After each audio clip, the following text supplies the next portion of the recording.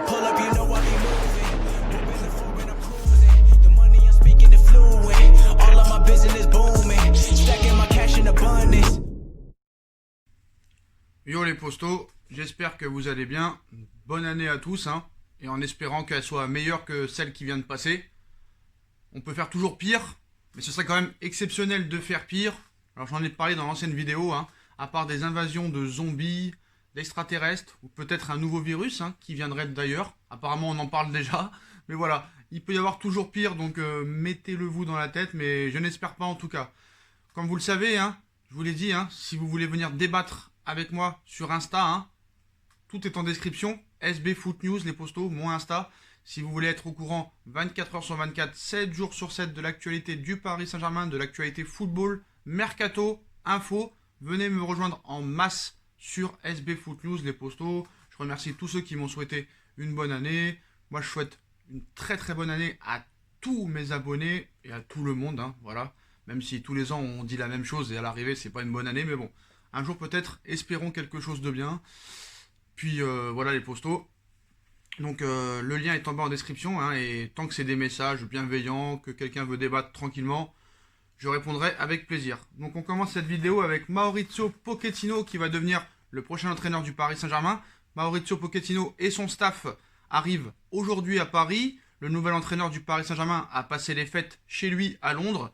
Donc voilà, hein, bienvenue Pochettino, en espérant que tu nous fasses passer un cap et en espérant que tu aies les pleins pouvoirs et que tu sois en entente avec Leonardo et que tu puisses vraiment faire progresser des joueurs. Moi, ce qui est bien, c'est que j'ai vu beaucoup de déclarations d'anciens joueurs, Hugo Lloris, Morgan Schneiderlin, qui nous expliquent que ces méthodes de travail et d'entraînement sont très très dures, très intensifs. Bon, avec Unai Emery, c'était pareil, on a vu le résultat, mais là vraiment, on espère que ça va travailler. Apparemment, Maurizio Pochettino, hein, s'est renseigné sur les méthodes de travail de Thomas Tuchel. Lui et son staff ont été grandement surpris du manque de travail physique et de tactique à l'entraînement. Donc c'était bien confirmé, hein. Beaucoup de médias disaient qu'avec Tuchel ça ne travaillait pas. Bah apparemment on en a eu la confirmation. Donc on arrive avec un coach qui apparemment demande beaucoup à l'entraînement. Il paraît qu'à la fin des entraînements, d'après Morgan Schneiderlin et Hugo Lloris, certains étaient morts de fatigue. Bon, on espère que ça va vraiment se faire. On espère qu'il va instaurer son autorité, surtout parce que je pense que dans ce club, il faut vraiment un coach qui ait des couilles, parce qu'à l'arrivée, on a toujours eu des coachs qui ont eu des idées, mais qui ont manqué de couilles. On espère qu'il prendra ses responsabilités quand il fera quelque chose de mal. Après, il faudra attendre quelques mois pour voir sa patte. Voilà, il faudra juger sur les 6 premiers mois et pas sur les 3 premiers matchs.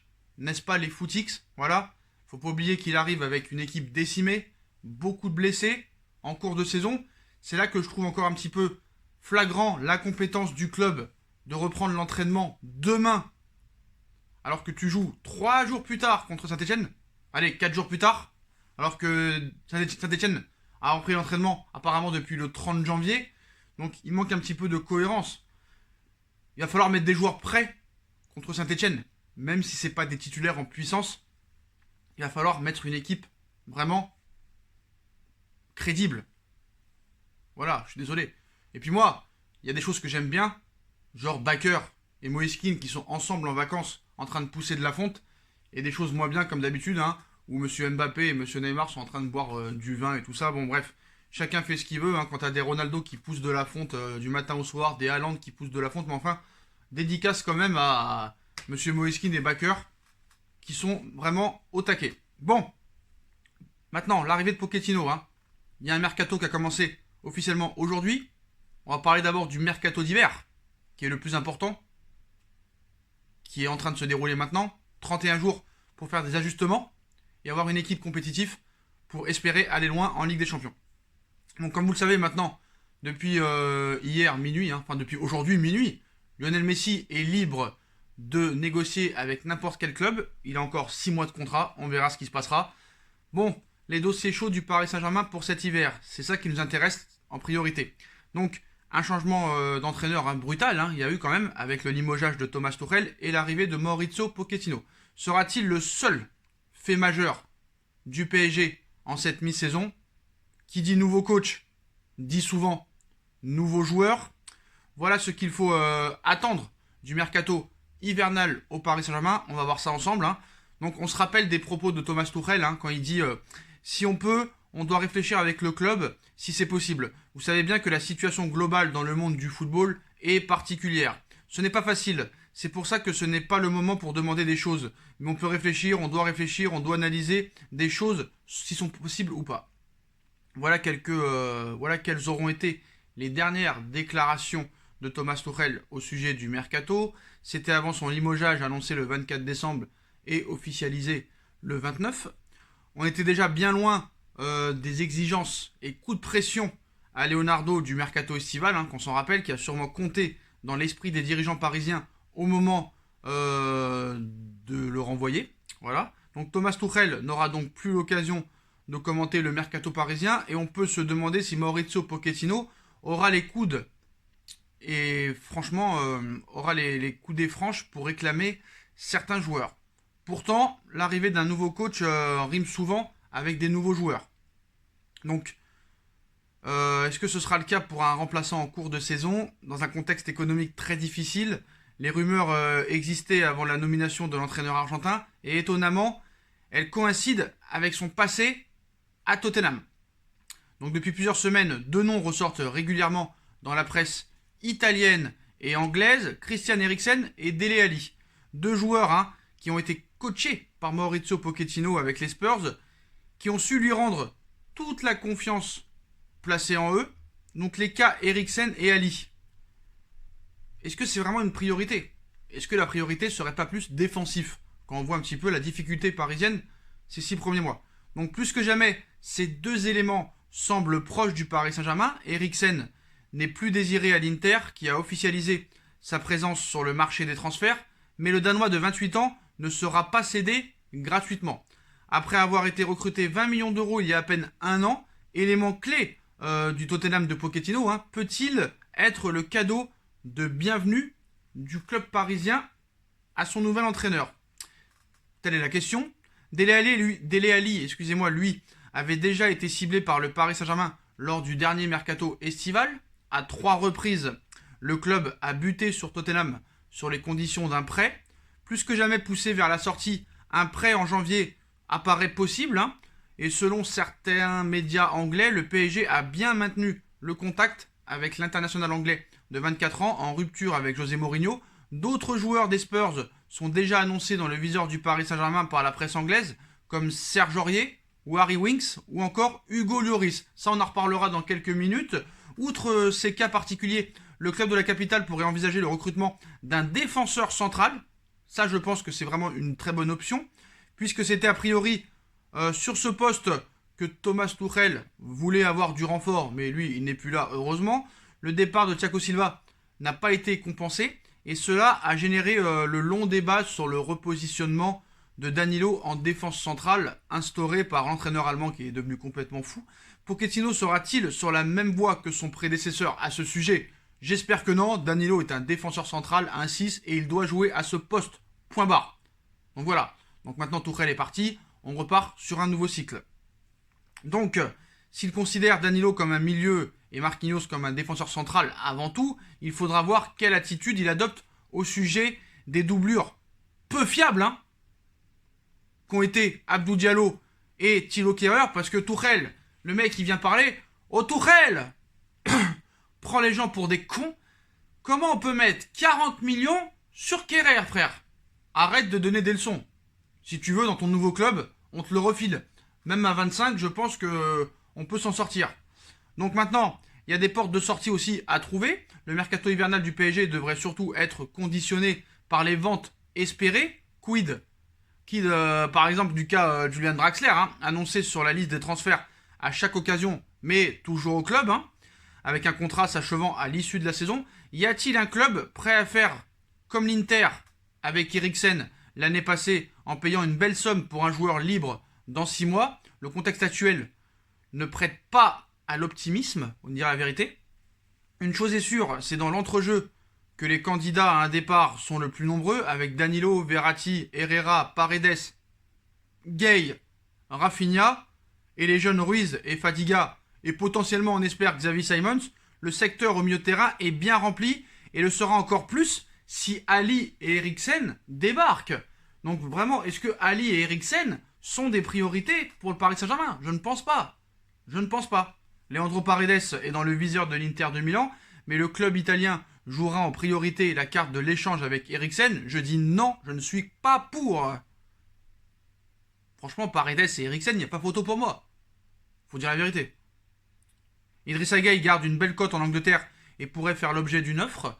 Pour le reste, il est compliqué d'imaginer aujourd'hui une proposition ébouriffante arriver sur le bureau de Leonardo. Le directeur sportif parisien va devoir se creuser des méninges pour trouver des solutions de sortie aux joueurs que Maurizio Pochettino va juger indésirables après son arrivée, car c'est aussi souvent ce qui arrive quand un nouvel entraîneur débarque. T'as un joueur qui est titulaire avec l'ancien entraîneur et d'un seul coup, le nouvel entraîneur arrive et il en veut plus. On espère que ce sera le cas pour Kerrer, pour Dagba et pour d'autres. Après, on a vu que des fois, une arrivée d'un coach peut aussi transformer un joueur qui est très médiocre avec le prédécesseur. Donc on verra. Autre information sur Hugo Lloris, c'est du fake complet. Voilà, je vais vous dire la vérité, c'est du fake complet. Tottenham qui craint le PSG et Pochettino pour Lloris. Hugo Lloris pourrait-il débarquer au PSG dans les prochains mois? D'après les informations du Sun, c'est en tout cas le scénario redouté par Tottenham. Les Spurs craindraient une offensive de Maurizio Pochettino pour le champion du monde tricolore sous contrat jusqu'en 2022, puisque les deux hommes entretenaient une relation très forte à Londres. Ainsi, Pochettino serait impatient de signer Hugo Lloris, si l'on en croit le tabloïd britannique, et cela inciterait le club de José Mourinho à préparer un éventuel départ du portier de 34 ans. Sam Johnson de West Bromwich Albion et Dean Anderson de United seraient notamment suivis par Tottenham. C'est fake, Navas est irréprochable. Navas est pour moi le top 3 à l'heure actuelle. Il a le même âge que Lloris. En aucun cas, le PSG est sur Hugo Lloris. Donc ça, c'est fake news. C'est fake news à 10 000% les postaux. Donc ça, il faut vraiment se le mettre dans la tête. Au niveau des prolongations, les postaux, sur Kylian Mbappé, ça coince toujours. Est-ce que ça va se décoincer? Pour l'instant, personne n'est vraiment réellement capable de savoir ce qui se passe réellement pour l'instant. Par contre, bonne nouvelle pour monsieur Juan Bernat qui devrait prolonger dans les prochaines semaines. Voilà, Juan Bernat qui est arrivé en 2018 pour seulement 3 ans et qui a été vraiment une très bonne surprise, faut dire la vérité. Au début, il a été critiqué avec des débuts difficiles en Ligue 1, mais en Ligue des Champions, il a toujours porté ses couilles et après, c'est devenu le meilleur latéral gauche du Paris Saint-Germain. Donc, pour Juan Bernat, les postaux, il devrait paraffer une prolongation de contrat de 3 ans. Le club et les représentants de Bernat ont une position qui se rapproche, donc à suivre. Apparemment, c'est bien parti aussi pour Di Maria, même si on reste prudent sur ce dossier. Mais voilà, Bernat devrait prolonger dans les prochaines semaines. Donc c'est quand même une bonne nouvelle. Très très bon latéral gauche. Maintenant, si Bernat prolonge, comme vous le savez, Bernat est actuellement blessé et devrait être encore absent pour les 3 prochains mois. Il te reste 3 latéraux derrière. Kurzawa, Bakker et potentiellement Dembélé et Diallo. Donc il va falloir faire de la place. On verra ce qui va se passer cet hiver. Est-ce que Kurzawa et Bakker vont partir? Je n'en sais rien. C'est peu probable. Franchement, je vois pas qui peut mettre de l'argent sur Kurzawa et Bakker à l'heure actuelle. Est-ce que Bakker et Kurzawa peuvent progresser avec Maurizio Pochettino? On l'espère. Sur le dossier Messi, les postaux, on est officiellement le 1er janvier. Il est libre de négocier avec le club qu'il veut. On parle d'une signature peut-être dans un club en février. On verra. En tout cas, je pense pas qu'on le saura dès février. On le saura après juin, après sa fin de contrat. Donc voilà, pour moi la bonne nouvelle c'est déjà Bernat à gauche qui reste. Ça, ce sera vraiment bien. Voilà, mais je pense qu'il faut faire le ménage. Il faut faire partir les joueurs indésirables. Parce que il y a des joueurs, je pense qu'ils n'ont rien à faire dans cette équipe. Donc on verra les postos ce qui se passe. Pochettino qui prévoirait déjà du lourd pour le mercato hivernal. Eriksen et Ali, ses anciens protégés. Est-ce que c'est vraiment des priorités? Pour l'été prochain, Dybala et Messi, ses compatriotes qu'il peut influencer. On parle d'un échange entre Dybala et Icardi. Et une arrivée bien sûr gratuite de Léo Messi. Donc pour le long terme. L'arrivée de Maurizio Pochettino peut également être un atout pour renforcer les joueurs argentins du PSG déjà bien fournis. En effet, avec l'ancien entraîneur des Spurs, les Parisiens possèdent un nouvel atout afin de tenter d'attirer Lionel Messi, qui n'a toujours pas prolongé son bail avec le FC Barcelone. En plus de Neymar, son meilleur ami Ángel Di María, Leandro Paredes, tous les proches de la Pulga sont là. C'est un nouvel atout de poids que possède le PSG, contrairement à City, avec Pochettino en plus. Du côté de la presse italienne, c'est un autre meneur de jeu argentin qui est cité, Paulo Dybala, en délicatesse du côté de la Juve, où son contrat court jusqu'en juin 2022, régulièrement annoncé sur le départ de la vieille dame. Dybala est même passé proche de rejoindre Tottenham durant l'été 2019. Les Spurs étaient alors entraînés par un certain Maurizio Pochettino. Donc voilà, échange Dybala-Icardi, est-ce une bonne chose? Je ne sais pas vraiment.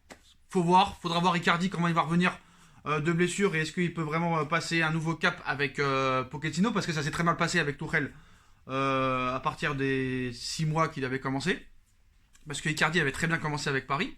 Si Keane s'en va, il faudra un remplaçant, mais est-ce que le remplaçant de Keane ne sera pas Keane?